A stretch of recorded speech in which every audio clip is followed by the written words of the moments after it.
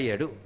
మరొక భక్తుడి గురించి చెప్తున్నాడు. ఈయన చిన్న భక్తుడు. ఈయన స్కందపురి అనొక ఊరున్నది. అది కుమారస్వామి శివుని ఆరాధించిన ఒక మహాక్షేత్రం. దీనికి తమిళంలో తిరుప్పగలూర్ అంటారు. పూంపుగలూర్ అని కూడా పేరున్నది దీనికి. ఆ మహాక్షేత్రంలో ఒక విప్ర కుటుంబం ఉన్నది. వారు మహాశివభక్తులు, నిరంతరం రుద్ర నమక చమకాలతో స్వామికి ఆరాధన చేసే కుటుంబం. వారికి ఒక కుమారుడు కలిగాడు. ఆయన స్కందనాథుడు అని పేరు పెట్టారు. తమిళంలో ఇన్ని మురుగన్ అనే పేరే సెక్యులార్ చెప్పాడు. స్కందనాథుడు మూలంలో సంస్కృతంలో మనకు కనబడుతున్నది.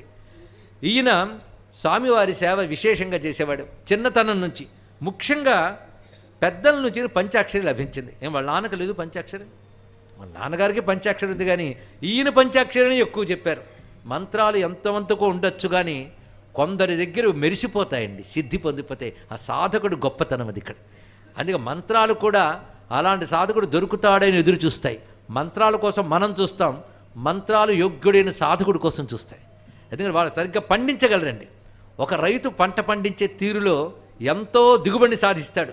ఇంకో రైతు అంత సాధించలేకపోవచ్చు. విత్తనాలవే, నేల అవే, పండించడంలో ఏదో తీరు ఉంటుంది. ఒక్కొక్కళ్ళు ఒక్కొక్క నైపుణ్యం. వంట వండే వాళ్ళు అందరూ ఉంటారు. కొందరి వంట కష్టపడి నోట్లో పెట్టుకోవాల్సి వస్తుంది. కొందరు వండితే అదేమిటో, ఏది వండినా రుచి, మళ్ళీ అవే పదార్థాలు, అదే మూకుడు, అదే చేసే పద్ధతి, కానీ రుచులు తేడా వచ్చిందా లేదా? అప్పుడేమంటారు దాన్ని? చేతి గొప్పతనం అంటారు. అంతే.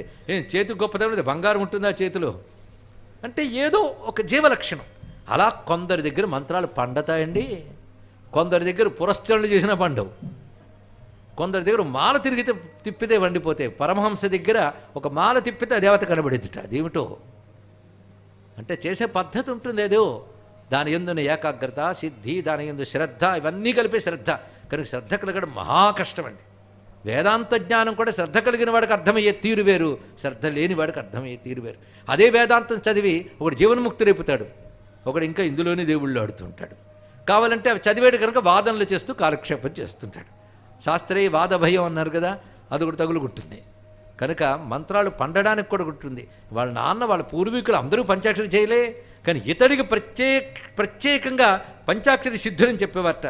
ఎందుకంటే ఇతడికి పరమేశ్వరుడు కోసం వివిధములైనటువంటి కుసుమాలను ఏర్చుకొచ్చడం సరదా. ఇదొకటి. ఇవాళ మన అన్ని ఉపచార భక్తుల గురించి చెప్తున్నాం. ఇతడు వివిధములైన కుసుమాలను ఏర్చుకొచ్చడం గొప్ప ఉత్సాహం. అవి ఎలా తెచ్చేవాడంటే ఒక్కొక్కదాని బుట్టలు తాను ఏర్పాటు చేసుకునేవాడు ప్రత్యేకంగా. అవి తెచ్చుకుని కొన్నిటిని చక్కగా మాలికలు అల్లుతూ, అవి ఏరేటప్పుడు, మాలిక చేసేటప్పుడు కూడా లోపల పంచాక్షరి తిరుగుతూనే ఉంది. జపం మాత్రం కూర్చుని రోజుకు 12,000కు తక్కువ కాకుండా చేస్తాట.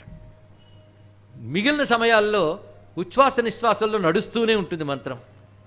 ఏది కైంకర్యం చేస్తున్నా అవి సమకూర్చునేటప్పుడు కూడా పంచాక్షరి. అబ్బా ఇవాళ పూజ చేయాలా, ఎప్పుడైపోతుందో ఇలా అనుకోకుండా పంచాక్షరిని అనుకుంటూ చేసేవాడు ఆయన ఇక్కడ. అలా పంచాక్షరి అంటూ అవన్నీ చేయడం వల్ల వాటికో ప్రత్యేకత వచ్చేది అక్కడ, ఆ స్పర్శ చేతనే. అలా పూజించేవాడు ఆయన.